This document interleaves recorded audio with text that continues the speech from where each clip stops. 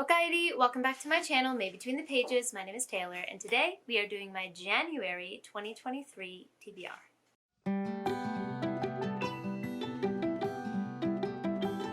At the end of this year, my TBR schedule, the making of TBRs and the wrap-up aspect of it, really got off schedule. So I haven't made a monthly TBR in a hot minute. For those of you who don't know, I got pregnant at the end of the year, and my morning sickness, which is a misnomer because it was all day, every day for me, I was miserably ill. I could not do anything. So my TBRs went out the window. But I would like to start this year on a fresh slate. I haven't had the chance to film my 2023 goals video yet, which should be coming soon, but I'll mention a couple things here and there throughout this TBR just to explain why some things are on here. One thing is I am planning on reading a lot of older fantasy this year. I'll talk about it more in my goals video when I do post it, but you won't see that here because that's going to be a separate TBR that I have to work out and finalize. So while that's not going to be present in this TBR, you will see it in future ones. The first book I'm going to read in January is from The Only Good Book Club. It's a book club that I'm a part of. We don't really do lives on here. It's more a bunch of us who love reading that just do this club privately, essentially. But I do read a book for this book club every month, and in January we pick the book for each other. It's kind of like a Secret Santa thing, where we decide what the other person is going to read. So Sarah chose for me to read The Promised Neverland, which is a manga that I've heard actually quite a bit about. Now, do I actually know anything about it? No, I don't.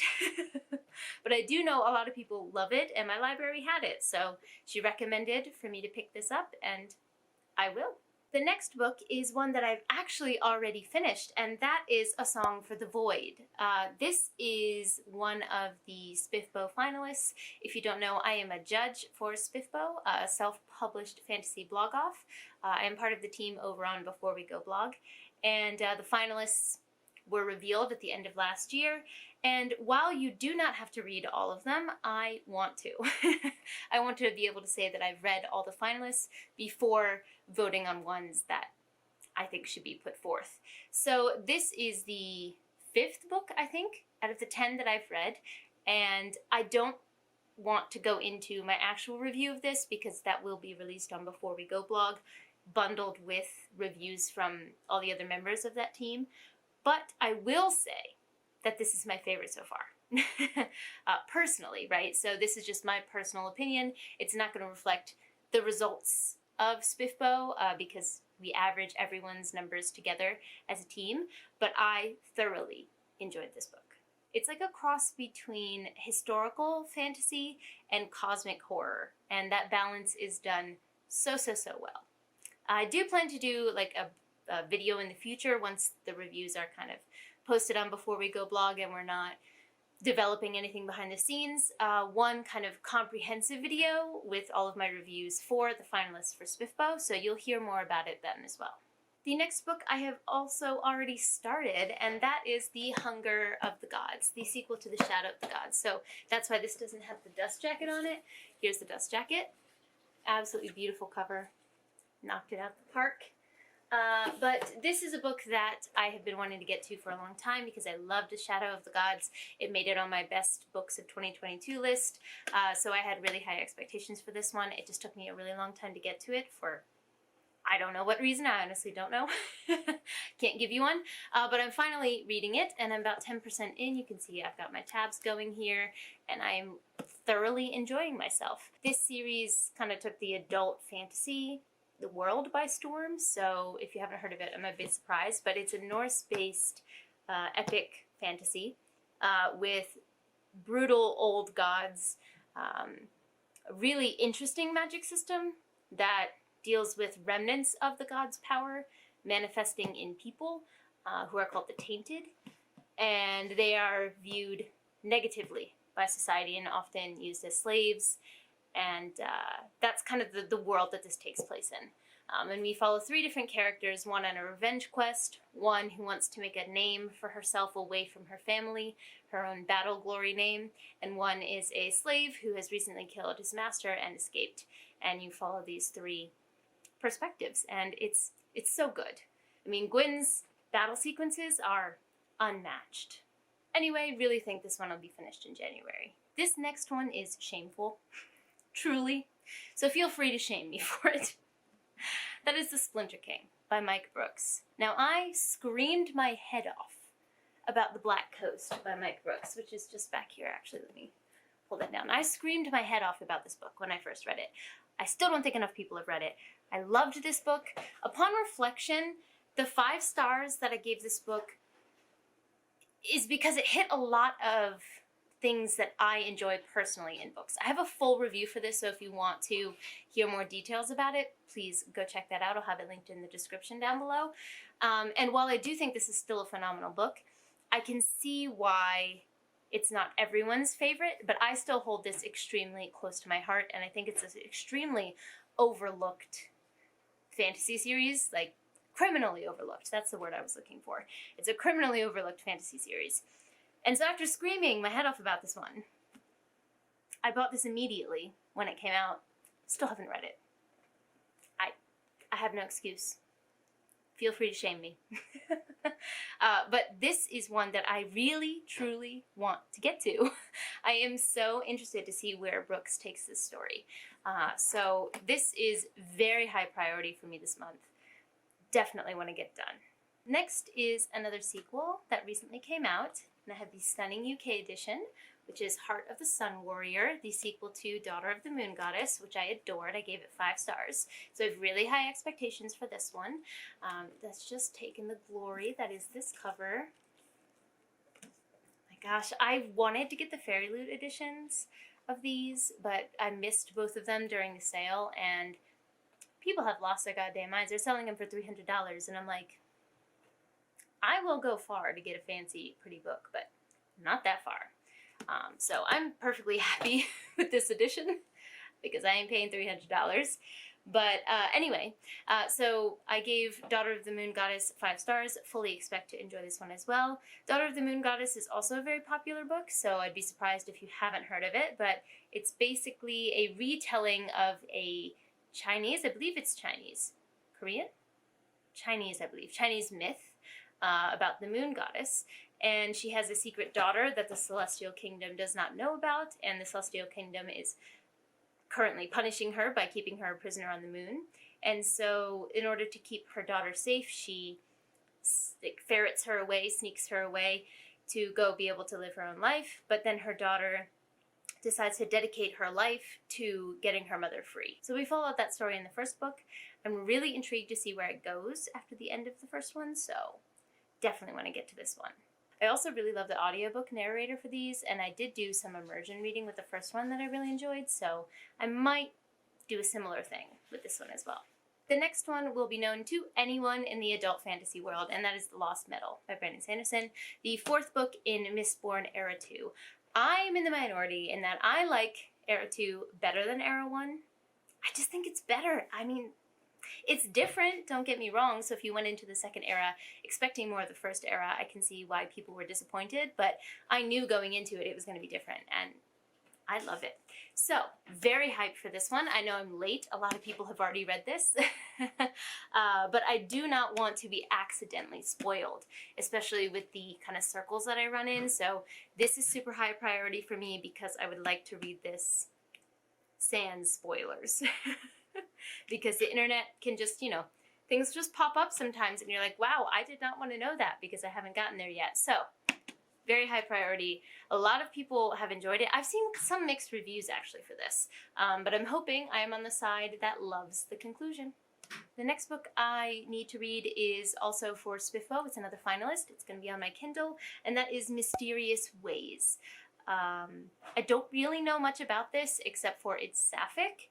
And we're following a main character who I think is the head of a guard in some community, in some society. So there's like kind of a mystery aspect to it as well. But that's pretty much all that I know. We're following someone who's trying to solve a mystery and it's sapphic. So I'm down. It's less than 300 pages, which is very short for a typical fantasy book. So I'm excited to get into it. So look for that review on Before We Go blog in the future. This next one is also extremely high priority. I would say this one, the Splinter King, and the Lost Metal are my super high priority from this list. But that is The Last of the Atalanteans by P.L. Stuart, who is one of my co-hosts for Page Twoing. I read A Drowned Kingdom last year. Yes, last year, and I really, really enjoyed it. And we are doing a deep dive for this book in the beginning of February over on Steve's channel. So this must be read, and I've been wanting to read it. It's not that I haven't wanted to. I just haven't gotten to it. So this is a priority this month. I'm excited to see where PL takes this story. In the first book, we follow Othrin, who is the prince of a kingdom that is basically a retelling of Atlantis. And his kingdom sinks beneath the waves, just as Atlantis does. And we follow him, he's a sexist, racist, any ist you can imagine, that is him. And we follow him as he tries to forge a path for his people in a new land. And PL does some really interesting things with the first-person perspective of Othrin, with him being the kind of person that he is. And I loved what he did with that in the first book. Also themes of religion that he plays with in here. He just tackles a lot of things head on. And through wonderful storytelling. So, very excited to see what he does with this one here. Very high priority. And again, deep dive in February. We've got 3 more books. We're starting off ambitious this year, as we always do, so we'll see. But the next one is Sapiens, A Graphic History. This is a book that I pulled from my physical TBR jar last year that I did not get to, so it's a rollover, thus high priority for this year. And I want to read this. I mentioned in my video where I talk about the books that I didn't get to from my TBR jar that it's not that I didn't want to read this, it's that I don't think about the graphic novels that I own, because I don't own many, as an option when I'm looking for my next read. So I often just kind of forget about this one, if I'm being honest. So I would like to not do that and read something that's a different format, have some fun with it. So this one is on the list as well, as a maybe, a hopeful. The next one that I would really like to get to after going through the priority ones that I have is one that is part of my friend Tammy's Chinese literature book club. Every month she picks a translated Chinese book for us to read as a group. And the one for this month is The Way Spring Arrives, which is an anthology of Chinese science fiction. And I found that I love anthologies this past year and short story collections. Something about them just hits the right spot for me as a reader in recent years. So very excited to get to this one if I can. And I could always use more exposure to translated works. So I really would like to get to this one because I do know there's a live discussion in February. We'll see. I unfortunately couldn't read the December book in time for the chat in January, but really hoping to get to this one. And finally, the TBR jar is back. We lost her in the second half of last year. Not exactly sure what happened to her, but she's back, front and center. We're gonna get a fresh start. Except for last year, I pulled 2 books a month. We're gonna do just 1 book a month for this year. At least for now. Maybe I'll change that later in the year, but for now, the rule is 1 a month. All right, let's see. One here.